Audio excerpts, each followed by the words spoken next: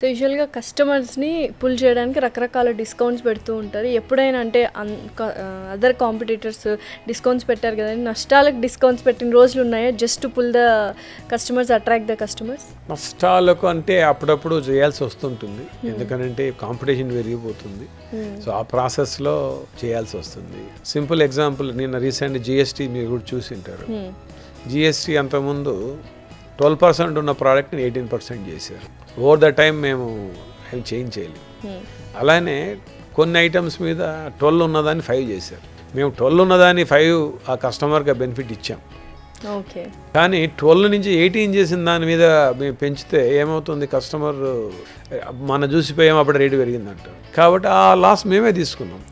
అంతే తప్ప మేము కస్టమర్కి ఇవ్వలేదండి. బిజినెస్ ఎలా ఉంటుందంటే ఒకరోజు లాస్ రావచ్చు, ఒకరోజు ప్రాఫిట్ రావచ్చు. లాస్లో ప్రాఫిట్ పక్కన పెడితే కస్టమర్ హ్యాపీగా ఉండాలి.